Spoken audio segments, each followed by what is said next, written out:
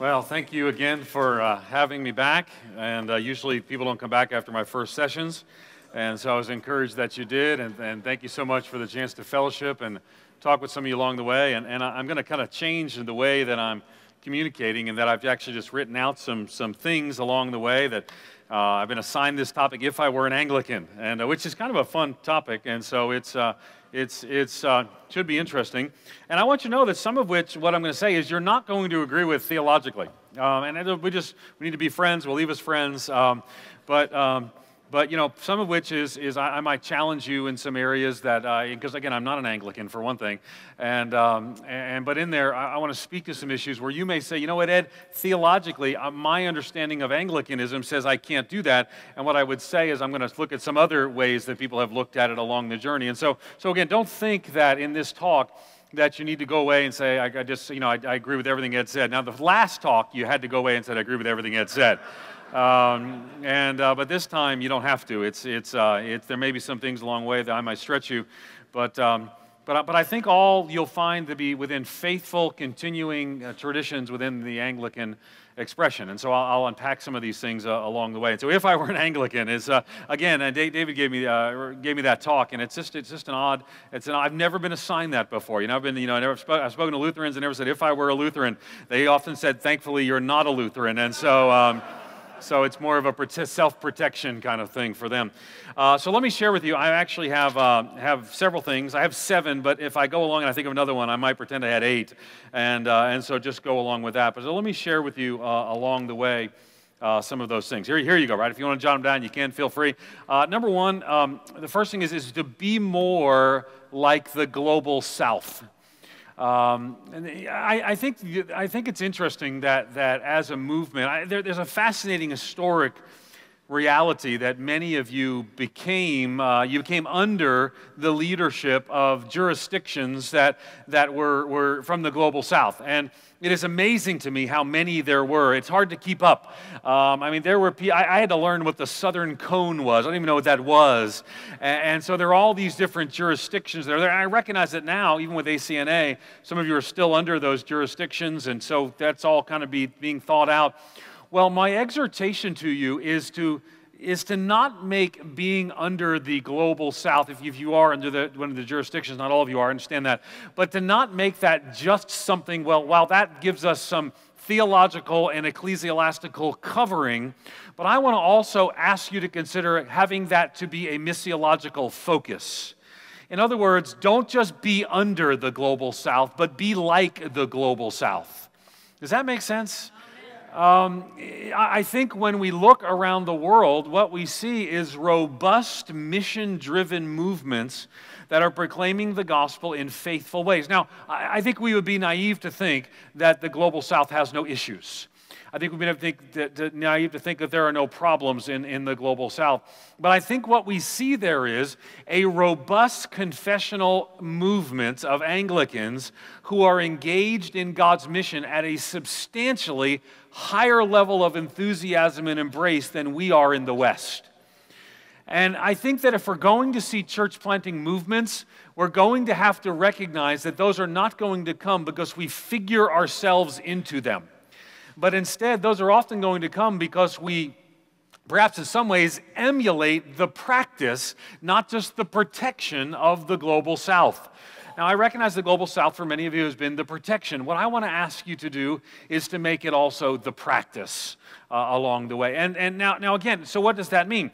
Well, that means to recognize that there is a passionate advance of the gospel, a passionate advance of the kingdom that is to be at work. Bishop Duncan called it earlier. He talked about that we're accountable to word, tradition, spirit, and to society. Now again, that is a very different mentality than many who are right now connecting and affiliating rather than planting and evangelizing in the ACNA movement. And so how then can we make that shift along the way? Let me share an example of that. Is that I was speaking at the AMIA meeting in Myrtle Beach, I think it was, several years ago. And I did one of the main sessions, and then I did a breakout session specifically on church planting. And when I had the session on church planting, now there was about, I don't know, about 150 people, but I'm a pastor, so there could have been 8 people, and it looked like 150 to me. You know, I always round up by 100, and so I was leading this session on church planting, and as you know, and again, please forgive me if I get the letters and the jurisdictions and the primates wrong, but EMEA is under Rwanda, and so correct, right? All right, good. We have EMEA folks here? We got several? Okay, good. All right, good. So maybe you were there, and we had a good time in Myrtle Beach. And so I was in this, you might have been in the breakout session I was doing on church planting, and I was explaining to the participants in my seminar the necessity. This was after I had preached to the assembled body. I explained the necessity of taking a biblically faithful, and their understanding of Anglicanism in a biblically faithful way, but to take it into culture. And I said that in many ways, the how of church planting is determined by the who, when, and where of culture. And in explaining that, I could see that there was a gentleman in the back corner over there who was very unhappy. He started shaking his head back and forth at me. And this is not the first time someone has shaken their head at me or wagged a finger, and I'm okay with that. And so I came to the Q&A, and he immediately stood up, and he said, you know, I don't agree with what you're saying. And I said, okay, great. He says, I did not come out of, and he mentioned where he came out, I did not come out of this so that just anything could go in a church. And I was thinking, I don't remember saying that anything could go. He said, I know what an Anglican church should look like. And I said, well, Tammy's mad at me. And I said, well, tell me what it should look like. And he described a wonderful expression that would be a blessing to many gathered together and to worship. And he described a Western European Anglican confessional church that was doing things in a certain way. And it was fine. There was nothing wrong with that. But I felt a certain compassion at this moment because I knew that we were coming up on the worship service that was going to be led by the primate, and it was not going to be anything like what he just described. And so I wanted to say to him, I said, now, you do know that you're under the Rwandan church. And he said, yes. And he said, and you do know that they worship a bit more enthusiastically than you have described. And I could kind of tell that it just hit him at this moment that in a sense, he was actually being critical of his spiritual headship and not intending to be so. See, one of the things that we find is that people will fight to the death over their preferences rather than engaging in God's mission in faithful ways in their culture. But what happened was this, is he had come out of a movement where he had seen so much undermined, so much lost, so the preaching of the gospel lost, the clear teaching of Scripture lost, and so he just wanted to hold on to something. But instead, he held on to everything. And so my exhortation to you would be, now not all of you are under the Global South, and I get that, but all of you are partners with the Global South, and a biblically faithful Anglican church should look different in Seattle, just as it should look different in Senegal and Singapore. It should look different among the Iban in Malaysia, among the Pokot in the highlands of Peru. It should look different in different places, and the Global South can help teach us this along the way. So I think if I were an Anglican, I would be more like the Global South, not just for their protection, but for their practice along the way. Many people talk about being missional, and I've written on the subject, and I believe in the subject. But sometimes what we need to learn about being missional is we don't have to reinvent it in a white Western version, but to see what God's already doing in the 2/3 world in powerful ways.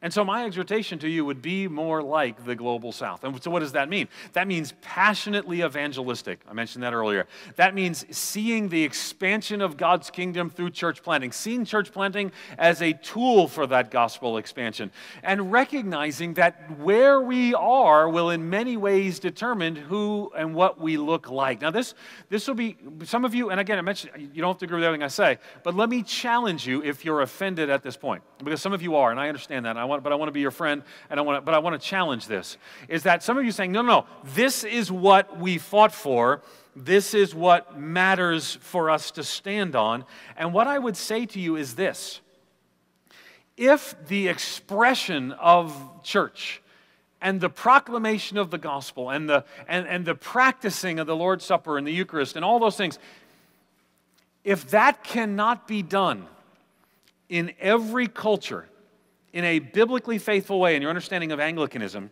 then we have fallen more in love with the way we do church than the biblical and theological moorings that undergird it.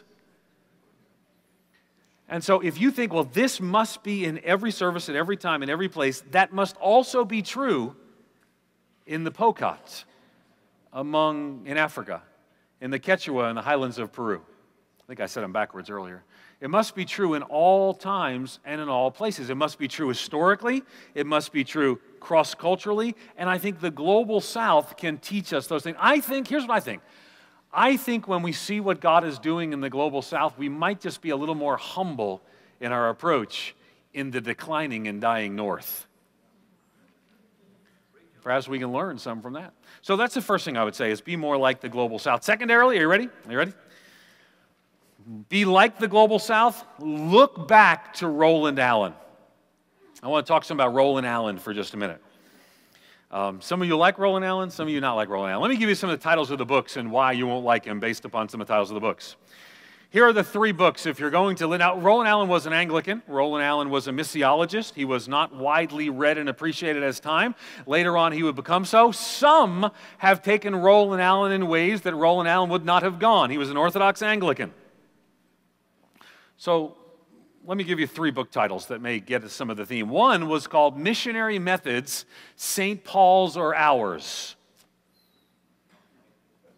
Not a bad distinction between the two. And keeping in mind he was writing within the Anglican Confession. Another one was this: The Spontaneous Expansion of the Church and the Causes that Hinder It. And the third one I'd recommend is The Case for Voluntary Clergy. The second was The Spontaneous Expansion of the Church and the Causes that Hinder It. And the third was The Case for Voluntary Clergy. Let me tell you a little about Roland Allen. Roland Allen was a missiologist, and he was building on the understanding and the ideas of other missiologists along the way. For example, people like Henry Venn and Rufus Anderson and others, and they began to talk about what was called the three self movement, that churches should be self-propagating, self-governing, and self-reproducing. And so they began to talk about the three self movements. Now, those of you who are aware of some geopolitical situations, you know, and you hear three self, and you think of the Chinese Patriotic Association. The three self movement in China is the government-connected or registered churches in China.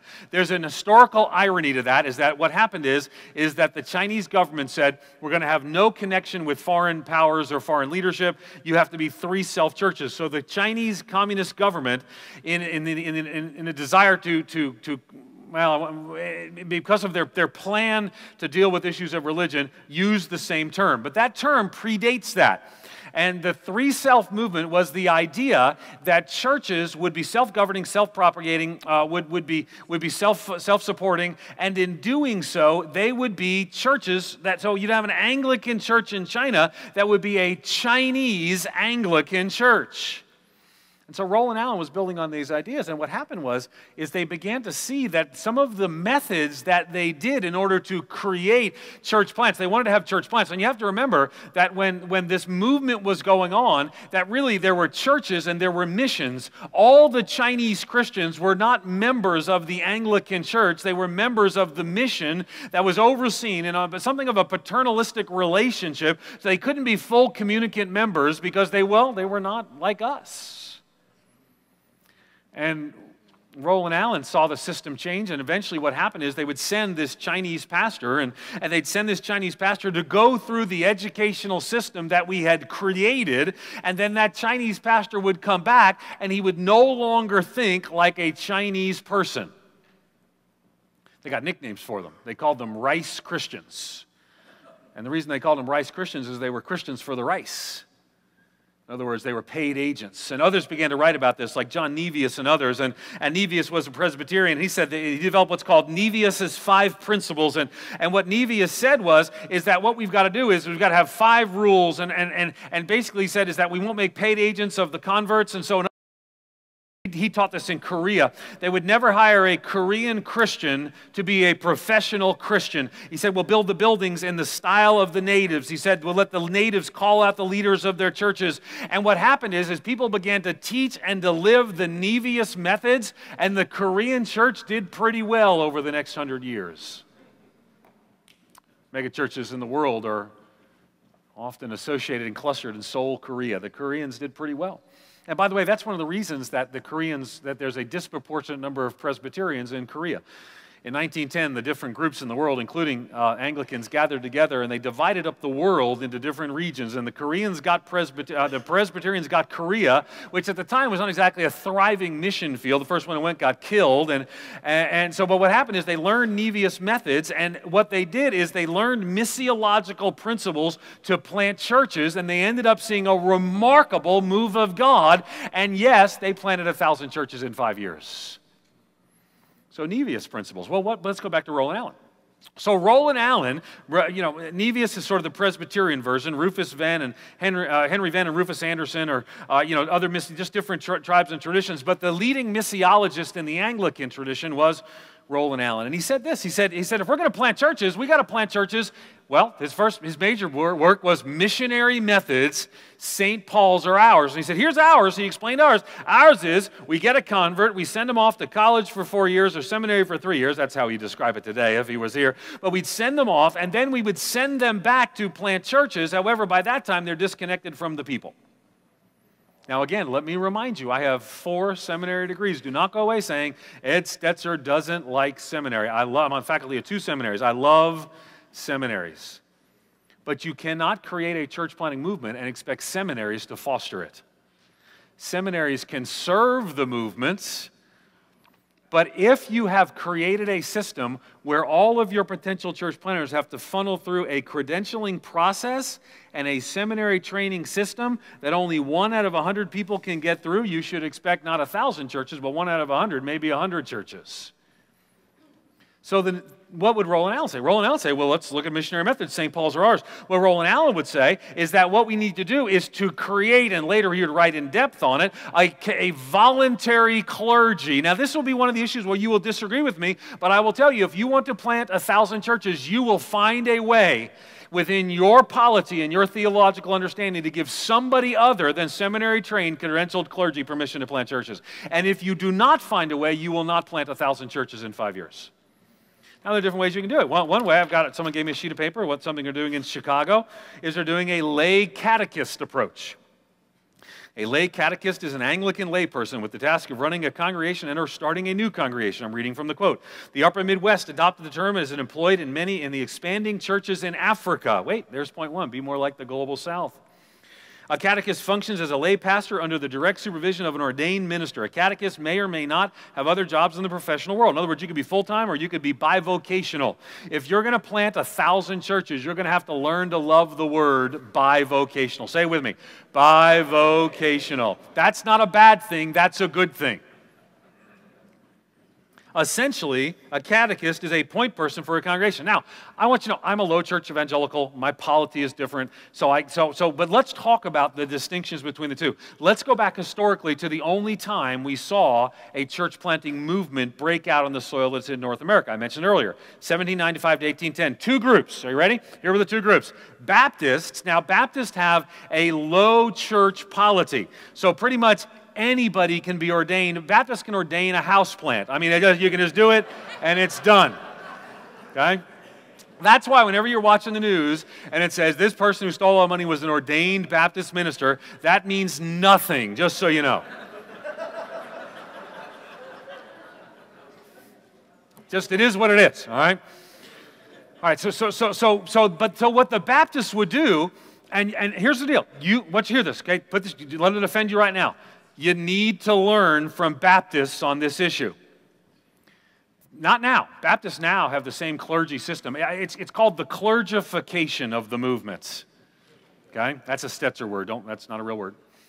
But here's the deal. Baptists on the Western frontier, 1795 to 1810, created a system where people were given permission to plant churches, and so they planted, the Methodists and Baptists, 3,000 of them. The Baptists and the Methodists actually had friendly competition about this, right? The Baptists used to make fun of the Methodists, and they'd say about Indiana. They'd say, there's nothing but Methodists and crows in Indiana. And the Baptists would sing songs, the Methodists would sing songs. They'd say, we're starting to a day, about the number of churches they were planting when they marched by the Baptist church. But the Methodists couldn't do what the Baptists did. Let me tell you what the Baptists did.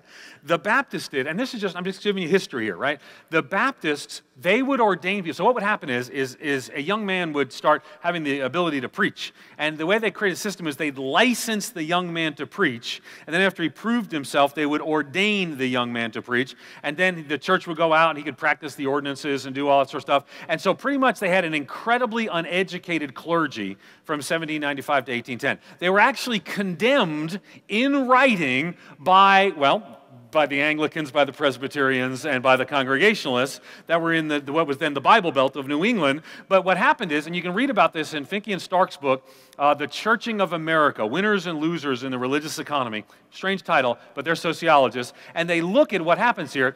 And so what happened, there's this explosion of church planting. But the Methodists were more like you. See, the Methodists believed that it required somebody who was ordained in order to exercise or to pronounce certain sacerdotal functions in the church. And so, but the Methodists and the Baptists did the same thing. All historians agree the Baptists and the Methodists did the same thing to plant those 3,000 churches. Here's what they did.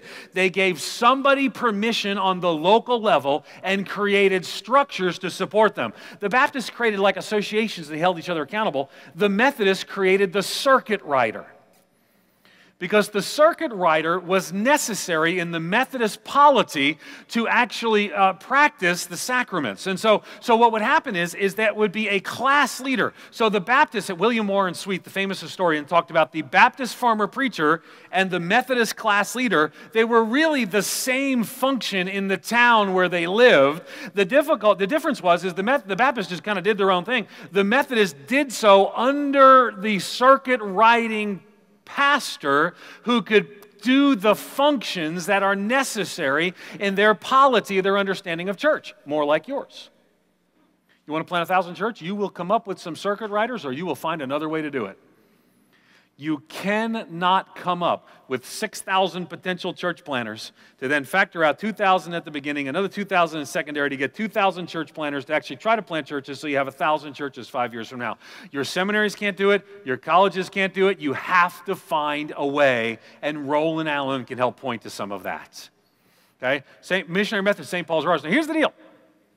You really have to ask the question, have we created a system based upon our historic practices or our biblical theology when it comes to the issue of credentialing?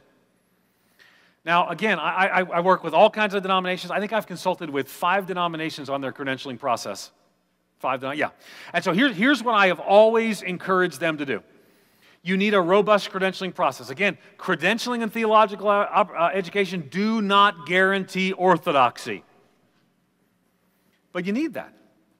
And what I would say is that if you create an alternative credentialing track, which I think you need to have, you're going to find that many in the Latino community are going to go through that alternative credentialing track. You're going to find that many of immigrants who are going to come in, they're going to go through the alternative credentialing track.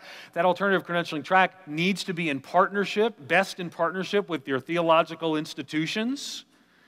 But at the end of the day, what Roland Allen would say, remember, Anglican missiologist, he would say, missionary methods, St. Paul's are ours. St. Paul would come in, and he'd raise them up, and he'd appoint them in every town, and then he'd go on to the next one, or ours. So therefore, he makes the case for voluntary clergy. Therefore, he talks about the spontaneous expansion of the church. I want you to hear this. Again, you don't have to agree with everything I say. but your polity should be a servant to your theology and your mission. Your polity should be a servant to your theology and to your mission. If you are going to plant 1,000 churches 5 years from now, you will look back and say, we created some structures that enabled people to plant churches and to do so in theologically orthodox ways. Now, if you were low church evangelicals, we've seen it before. For example, the vineyard movements I mentioned earlier. At one point, the vineyard movement was planting at a 70% rate. They had 100 churches one year, they had 170 churches the next year, right? Now, some of you like the vineyard, some of you don't. That's fine. But stay with me for a second. Here's what they did. They gave people permission. They basically said, listen, you're a businessman, go out and plant a church. And they did. And they didn't have theological education. And some would say, well, look, it led to some theological difficulty later on. There's to be some areas where I would say it led to some theological difficulty later on. But I got to tell you, I know a lot of people who went through theological education led to a lot of theological difficulty later on.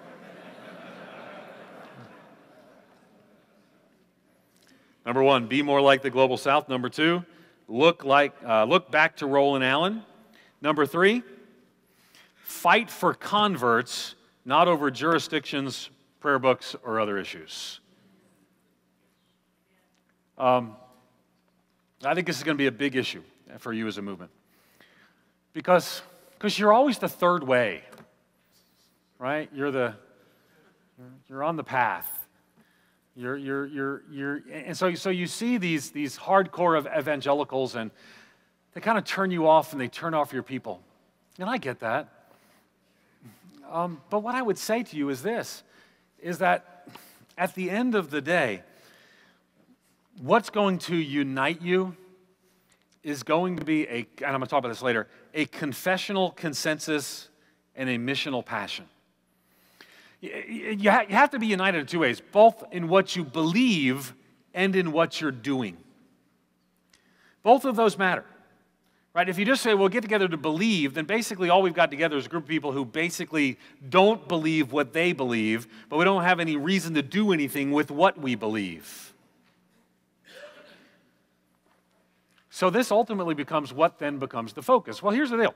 The reality is the reason that that you have 1,600 acronyms. And by the way, you know what you need in Anglicanism is more TLAs, 3-letter acronyms. If you can just have more of those, I mean, you got 1 million of them.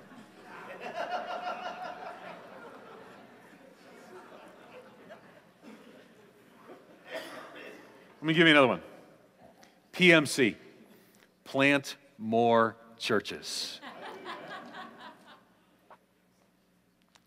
And make that the focus of this. Because really, I mean, I know, I follow the Anglican alignment a lot. I've actually, for a non-Anglican, I've probably blogged about the Anglican alignment more than anyone else out there. I just have written about it several times. I've prayed for you, I've prayed with you, I've encouraged some of you along the journey. And what I would say is this, is that right now you're at a critical juncture. And the answer is not going, in my opinion, okay, maybe you don't have to agree with everything I say. The answer is not going to be working out all the jurisdictional questions. The answer is going to be, can we get focused on the mission, do church planting, and then the structures will then form out of the mission that we're all focused on. But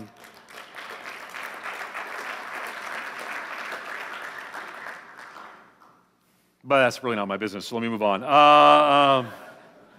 You did ask me if I were an Anglican. Number 4, if I were an Anglican, I would move from a parish mentality to a people group mentality. I think the parish system, which we inherited from predecessors, which inherited from predecessors and has been long-term, I think ultimately it is built on the idea of sameness and geography that no longer is applicable anywhere in the world.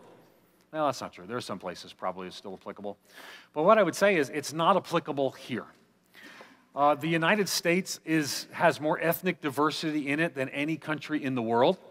That's not to say the United States is the most ethnically diverse country in the world, but there are more people groups represented here than any country in the world. In Canada, visible minorities are so present. In Toronto, there are more people born outside of Canada who live in Toronto than actually who are born in Canada that live in Toronto and Vancouver.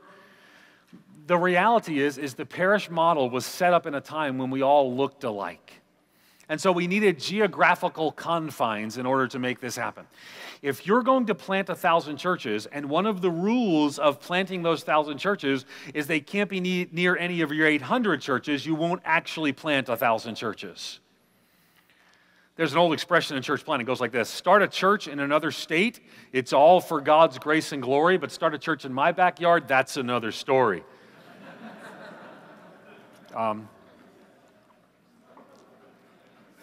One of the things that you will find, if you put that on Twitter, make sure that you say, Ed was not saying that's a good saying as well. One of the things that you will find is you will find pockets of church planting that begin to expand.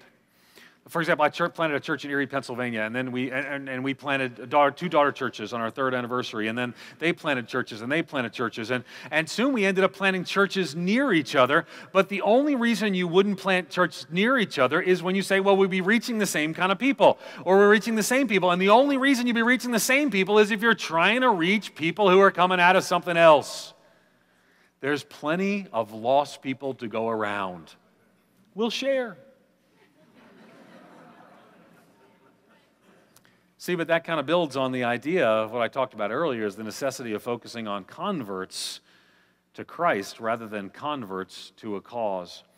I think one of the challenges, I think it's a fascinating historic irony that many of you are under the jurisdiction of leaders who are in other parts of the world, and yet our room is still very white. And now listen, my denomination, we were on the wrong side of the civil rights movements. We were the ones holding the hoses in Birmingham, not the ones standing with those being hit by the hoses in Birmingham. So I'm not here to rebuke you for that issue, but I am here to say to you is that you have to move from parish to people group so that you can look more like every tongue, tribe, and nation that God wants you to look like. And so the necessity, if you're under the leaders from the global south, you looking more like that. Now again, that gets back to the Roland Allen question. Once you hear this, you will not become a multicultural movement when you have Anglo structures that people have to go through to be a part of that movement. So you have to create those structures along the way. And you may have to learn from the global south to do so, but you cannot become a non-Anglo movement or a multicultural movement with solitary Anglo structures. So move from parish to people group. Now, how do you do that? Well, again, part of the church planting strategy, if you're going to plant 1,000 churches, has to be planting non-Anglo churches. Now, I recognize that there's an irony of non-Anglo Anglicans just does not flow in a sentence. But that's the language we use, Anglo and non-Anglo. And so, but here's the necessity. The necessity is that you will become and plant churches among non-Anglos. I want you to hear this, is that in most denominations today that are moving forward aggressively in church planting, the majority of their church plants are non-Anglos. The majority. Okay? In the largest Protestant denomination in America, Southern Baptist, they actually plant 57% of their churches are non-Anglo.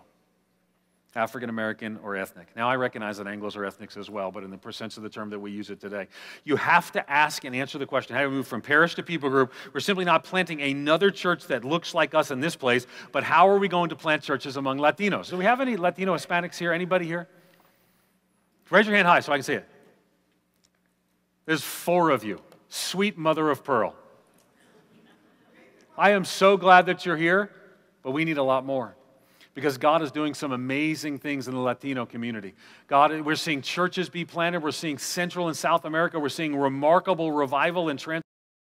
That needs to be reflected in the Anglican jurisdiction that is going to be here in North America. And the necessity of doing so will mean that we move from parish to people group. Let me just say this. For many of you, it will be hard. You're going to go to your churches and listen, and Bishop Duncan's already said we're going to plant 1,000 churches. Here's how we're going to do it. And I read some of what you said about that. Does that mean every one of our churches, some are going to plant many, but everyone needs to try to plant one, is what I read you said. And you're so right. And that may be hard for people to say, well, we don't know how to do this. Every church could start a language church in almost every community in the United States and Canada and start another language church and meet at a different time of the day and meet and say, we're going to plant a church right there. That may be the first step for many. For many Anglo congregations that are small and struggling, they can understand why we might plant a church among a people group before they can understand why should we plant a church that will, in a sense, in their mind, be a competition to them. So we got to step into that space by moving from parish to people group. Let me go to number 5. I got you all talking on that one, didn't I? Focus on confessional consensus and missional cooperation. Let me explain what I mean. You can't be a church planting movement if you don't agree on certain things. You have to have some common beliefs. And in the alphabet soup that is the Anglican realignment in North America, you may find that right now, the REC is going to plant some churches, and EMEA is going to plant some churches, and maybe we're trying to figure out if can we plant together, because some of you come from a charismatic stream, some of you came from a very strongly reformed stream, some of you come from this or that, and so you might say we're going to just encourage each other, we're going to bless each other, but we're not yet ready to actually find a way to do that together. And that's okay for a time. But you need a confessional consensus. Here's Baptists and Presbyterians can't plant church together. You can't church together. You know why? I said this at Tim Keller's church. I was speaking up for Tim. He's a Presbyterian up there in Manhattan. And I said, Baptists and Presbyterians can plant a church together until the first baptism, and then they can't decide if they need a cup or a tub.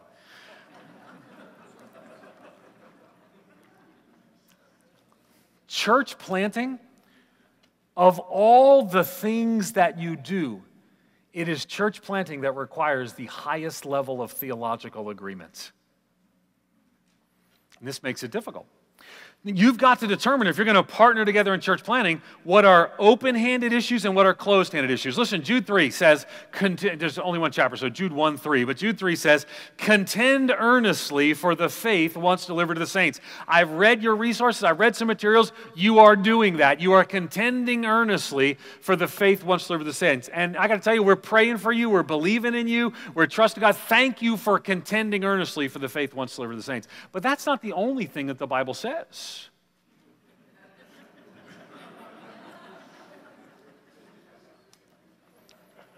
You've got to contend.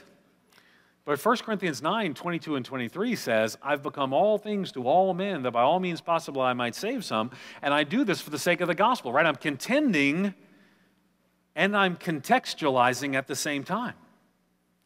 But you can only contend and contextualize when you have a common agreement upon which you contend. Now, this is challenging, because there is a strain of, let me use the term fundamentalism, and I use that in the sociological sense of the term, not in the sense, there are fundamentalist movements I've had the privilege of sharing with, and I love them. They're doing great things for the cause of Christ and the gospel. But in fundamentalism, from a sociocultural perspective, in fundamentalism, everything is a first-order issue. Okay? You don't sing the right songs, you're anathema. Got the wrong clothes, you're from the pit. Everything is a first-order issue. In liberalism, nothing is a first-order issue. What's ironic is that in liberalism, what you tend to have is a methodological conformity with a theological looseness. In other words, what defines us is the way that we do church, not what we believe about the gospel, the scriptures, about Jesus. I think biblically, it's actually the opposite. I think we contend, right? So there are some closed-handed issues. And I think you're going to have to wrestle through some of those as a movement. Because I still think you're not sure, some of you are not sure about some of the others of you, even in this room. What are you going to contend for, right? So it's the authority of Scripture. It's your understanding of the sacraments. It's certain things. These things we're going to contend for. It's your beliefs about sexuality. These are the things that we're going to contend for. But now, there has to then, on the other hand, be, these are the things we're going to contextualize. So we have a closed hand on some issues, and when people come to the Anglican Convocation North America, you need to be able to say, these are closed-handed issues for us. If you don't believe these things, this is not a home for you. Now, it doesn't mean that people There might be people who are Bible-believing Christians who you might say, well, because of what we believe about apostolic succession, this is not the home for you. That's a close-handed issue for us. Or because of what we believe about the sacraments, this is a close-handed issue for us. And so there are going to be people who love the Lord that can't be a part because this is a close-handed issue for us. So it's going to be a close-handed issue both on your left and your right. But if everything is a close-handed issue, you cannot work together, you cannot be partnered together in church planning, and ultimately you'll never get to 1,000 churches. Other meetings we've said there's some confessional consensus, this is what we believe. And that's going to be held by those who are part of the movement. But then you've got to have missional cooperation, right? So we've got this is what we believe, and we believe on enough together that we can cooperate together. If you can't cooperate together, then you don't believe enough of the same thing. Now that's going to be hard for some streams of the alphabet soup that is the North American realignment. But the necessity of saying, here we stand, unless convinced by Scripture or plain reason we can do no other, matters. But so does the freedom of recognizing that Latino churches are going to look different, and churches that are reaching 20-year-olds in Orange County are going to look different than the churches that are reaching the people in Cambridge. They're going to look different. So you have to agree on what you must agree, but then you have to contend and then contextualize a long way. So focusing on confessional consensus and missional cooperation. In fact, that leads me to another one, so we're going to go with 8. Allow diversity of practice while standing on biblical doctrine. Allow diversity of practice while standing on biblical doctrine. You can do both. You can do both. If you don't think you can do both, you should stop fellowshipping with the global South.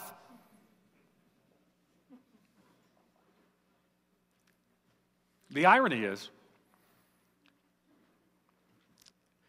that often what we have forgotten is the necessity of contextualizing in different settings. And here's what I want you to do. I want you to be a place, if I could speak in, if I were an Anglican, that's what I've been asked to speak on. I want you to be a place where people can plant churches that look different but believe the same. What you came from is from a world that looked the same and believed different. What I would say is you can believe the same, maybe not in everything. You have to determine what's that close-hand issue, but believe the same, but look different. Because if you do that, you'll have space for the entrepreneurs. And listen, I can tell movements that have space for the entrepreneurs. I've been with them. And often, I got to tell you, sometimes my own movement's not been the place for that. But I've been with some places that are, and sometimes mine is. And so the necessity, I don't want you to, please receive this in spirit offered. Don't lose your John Wesleys.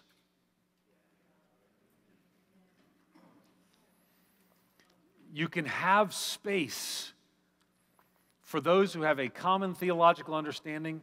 And again, you may not, but if that name gives you shivers, and if you're Reformed, it does. All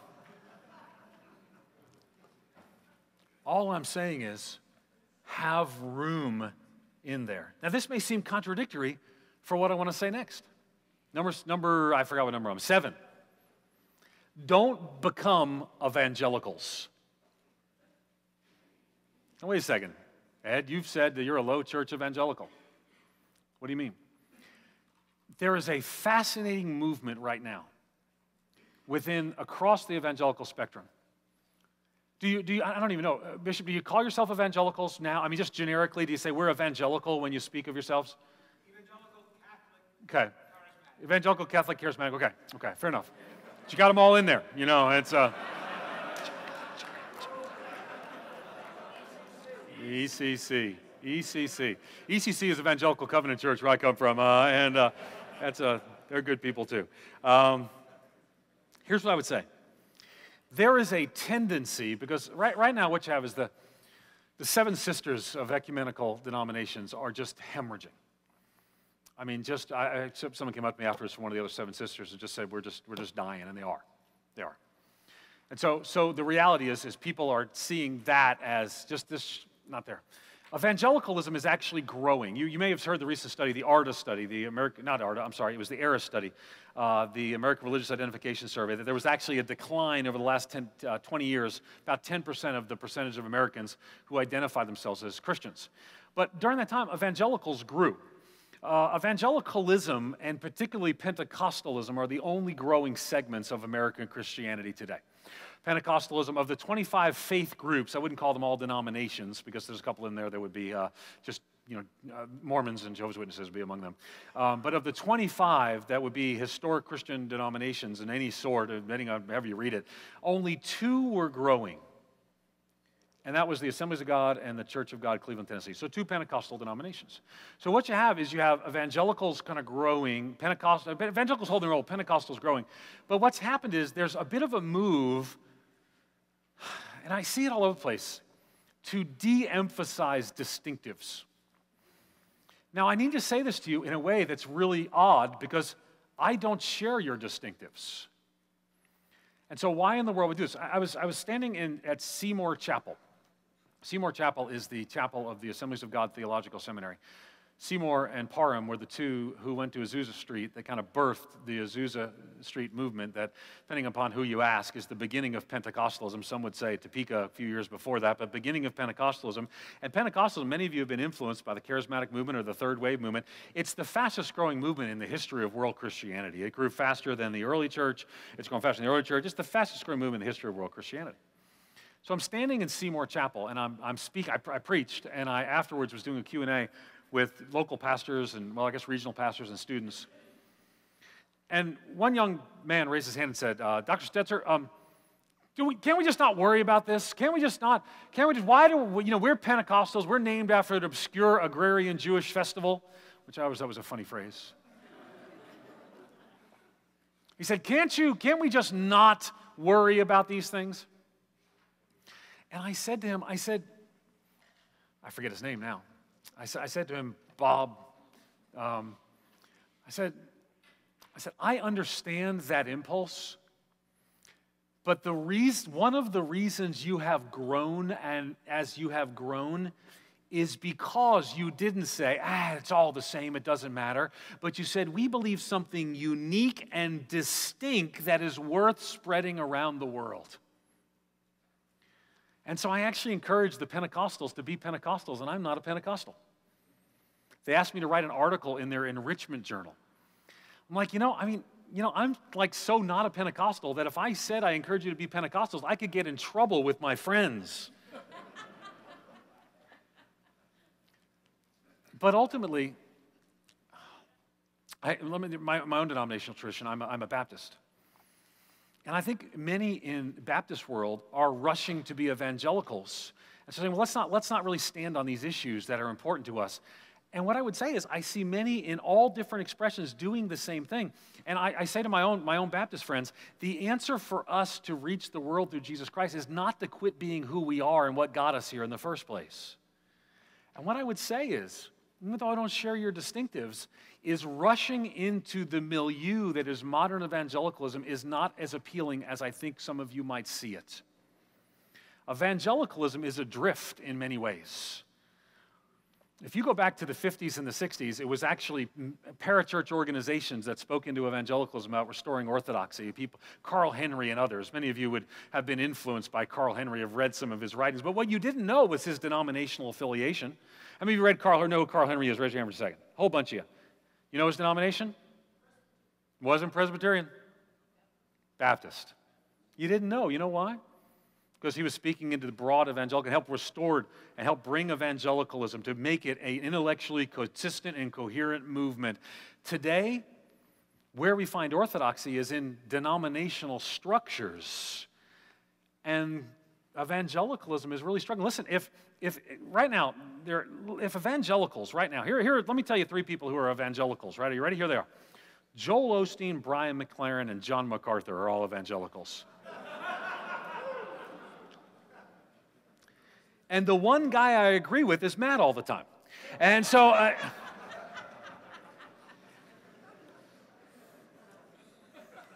you're not going to put that on Twitter, are you? I'm just saying. So that's evangelical. Here's what I would say to you. If you're going to plant a movement that changes the world, it's not going to be rushing in and looking like everybody else right now that's struggling. It's going to be asking the question is, and again, I don't share your distinctive, so please receive this. If anyone shouldn't say this, it's me. But I say this to my own movement, is that there are things that you should believe, and in believing them, it means that you're going to not be part of the evangelical mainstream at times. My people, I don't want them to be part of the evangelical mainstream at times because we believe different things, and these things really matter. There should be things that you believe that are different than the evangelical mainstream that really matter. You can join as friends, and I want you to. But at the end of the day, I would encourage you to be faithful to what you believe the Scriptures teach and God has called you to do and to be. Now, I want to say to you this. You're going to have to work with evangelicals on church planting. You are too small, and you're too inexperienced in this field. Okay, and you've got some great people, however, that would speak well into this. But the reality is that most of the people you've got some people who are really world-class known in church planting. But what I would say to you is they can't be everywhere at the same time. And so if you're in Cleveland, I was talking to someone who's in Cleveland, you may be partnering up with the Vision 360 people there, and you may be working with evangelicals. But here's the deal. Nobody's going to ask you to check your beliefs at the door. And if they do, don't go through that door. Be who you are, but recognize. So you're not going to be able to create all the systems probably. I've done some of your assessments for you. The reason I ended up, and this was a few years ago when I worked with some of your church planners. I don't really do that now. But the reason I did that, the reason I worked with some of your church planners along the way is because you didn't have enough people in the movement to do the coaching. And so you had to get some people outside of the movements to help to do the coaching. Now there'll come a time when you can get there. You're not there yet. And if you're going to ramp up to 1,000 in 5 years, you're going to need to tap in to the expertise of broad evangelicalism. But what I would say to you is do not in doing so miss what God has called you to do and to be if you genuinely believe it to be true. Okay? If you don't genuinely believe it to be true, I got sign-up cards in the back. But I really think that you believe it to be true, and as such, it should be held with you are. It should be part of your DNA. Your DNA shouldn't simply be church planting. If you're going to plant churches that plant a movement, it should be Anglican church planting. And that's coming from a non-Anglican. Finally, and I know you're thinking, please, no more, Stetzer. I want you to be willing to get dirty. Now, I'm not talking about theologically. Listen, I am a Bible-thumping fundamentalist. Listen, if there's someone to the right of me, I just move further right.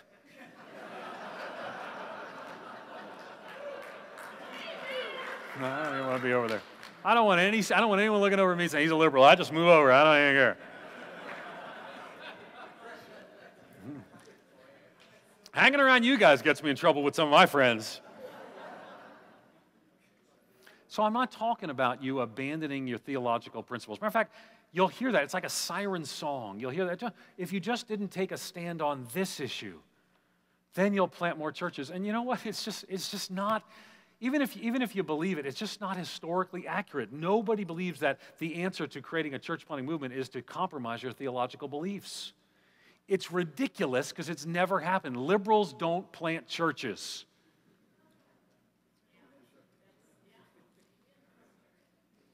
But I need you to get dirty. Let me tell you some ways you're going to get dirty. You're going to get dirty because some people are going to get mad at you. There are people who are going to be upset that you plant a church near them. It's going to get you dirty. By the way, one of the things they're going to say is they're going to say, why are you giving money to start a church when we're struggling with a dying church? You're going to hear it all the time. You're going to hear it all the time. Some of you might be that dying church right now. Listen, let me tell you. It's easier to birth a baby than it is to raise the dead.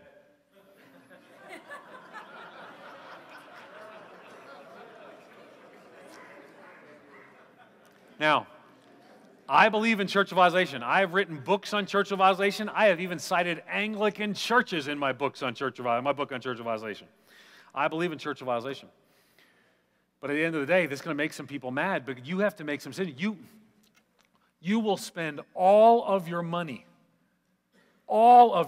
supporting churches that cannot sustain the movement if you do not make hard choices about church planting. You won't have a dime left. You'll support every dime to do that very thing. Let me tell you something else. It's not going to work all the time. First of all, sometimes people are going to do things that are just, they shouldn't have done them. Church planters do dumb things.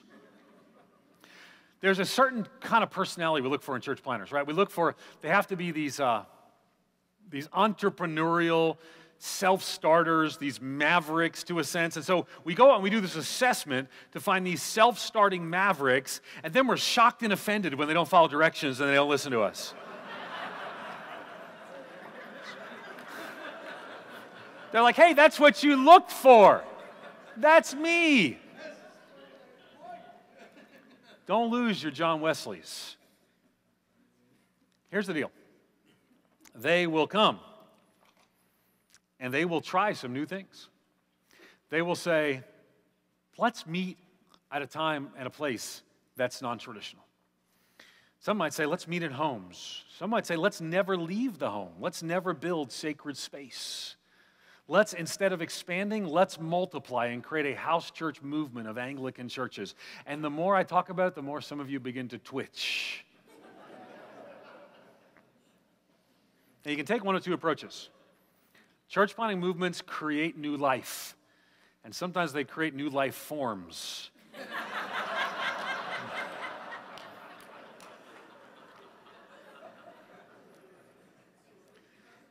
And my people, we don't like it. When we see a new life form crawl out of the swamp, we kill it and then see what it was later.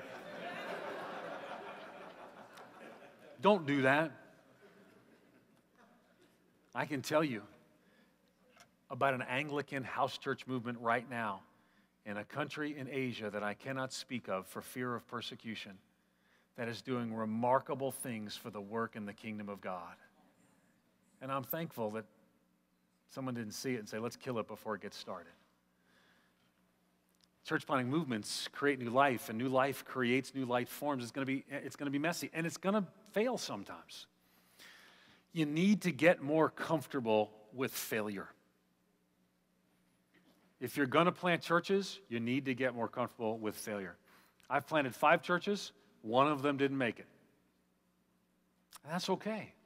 You know what? There are people who are following Christ today, and they're involved in another church serving Jesus because the church I planted didn't make it. And that's okay. You know what? And what you're going to find is that in the midst of that, you're going to need to fail, but don't only fail boldly. If you're going to fail, just go for it. Don't worry, well, what's the church down the road going to say if we fail boldly? You know, I hope they'll say that you gave all for Jesus and you did what he led you to do and God used it anyway. Be willing to get dirty. It means that some of the churches right here in this room are going to have to give away some people. I remember when I was in Erie, Pennsylvania, the church we planted, it grew to about 300 in our second year. We grew to about 400 our third year. We decided to plant 2 daughter churches on the same day. We called it having twins. And so we sent out our people, and I started Bible studies in communities nearby, one in Harbor Creek, one in Meadville, and so I started these Bibles. I'm just church planter, it's just the way I think, and so I was starting these new churches, and so then we got it going, and we called a couple of pastors to come help us, and so they came, and they came, and I said, all right, here's the deal. Here's our church, and our church, you know, maybe 350, 400 people. I said, you can have a fishing license, is what I called it. I said, anybody in this church that you can get to leave and go to your church plant is fair game. Go get them. And then I got on the phone and called all the key people right after we talked to them and said, don't go. I broke out the giving rolls really quick.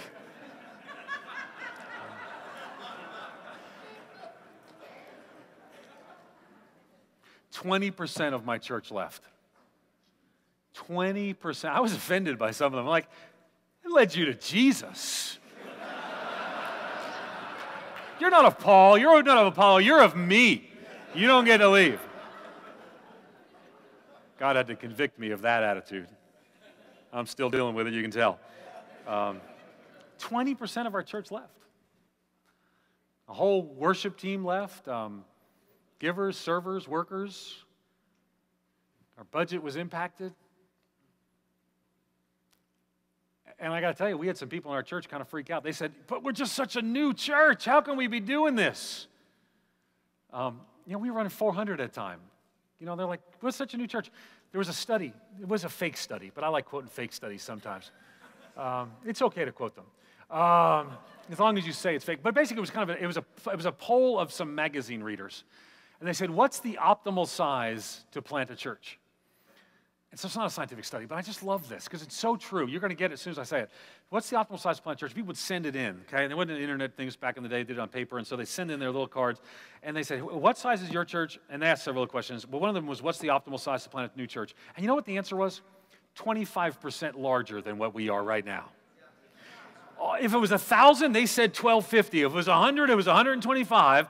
And if it was 10, if they had 12.5 people, it'd be time to plant a church.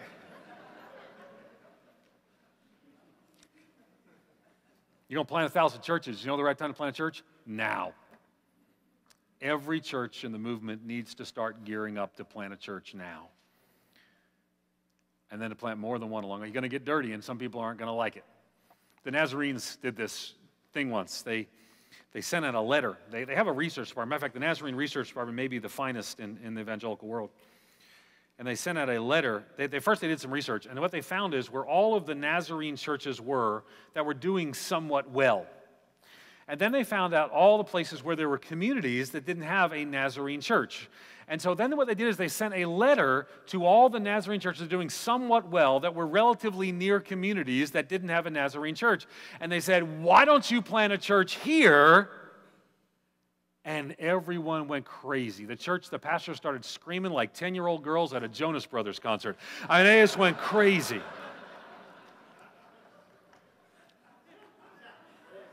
I have an 11-year-old girl, so that may not mean anything to you, but the Jonas Brothers are very important in my life right now.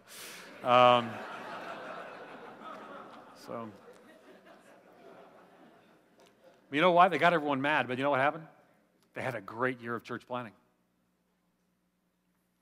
So it may take, in your different jurisdictions and the convocations and your different gatherings, Hebrews 10:24 says, to provoke one another to love and good deeds. Some people may need some provoking and some poking. And many of you can be the people to encourage on that journey. Now listen, one way you can do this is when your church is involved. When your church is involved in church planting, you can then say to others, come join me and be involved. We're sacrificing, we're looking for you to be sacrificed. But every church in the movement has to be provoked. Now, not everyone will come along. Listen, one of the things you know this as well as I do, probably 30-40% of the churches in any denomination simply ignore the national denominational leadership. Now, you have the advantage that you actually have some authority over them. But the reality is there's still, so many are just not going to plant. So even to say every church plant a church isn't going to happen. So that may mean you might need to plant 2 or 3 or 4 over the next several years. So if I were an Anglican, I would listen to the Spirit of God, who seems to be speaking to your movement right now and prompting you that this is a God moment, that you do not exist as an alternative to someone else. You exist as an agent of the kingdom of God, and He has called you to plant 1,000 churches in 5 years. And I, for one, say, go, Anglicans, go. And I will pray for you, believe with you, and we'll trust God to accomplish that very thing. Thanks for the chance to share with you.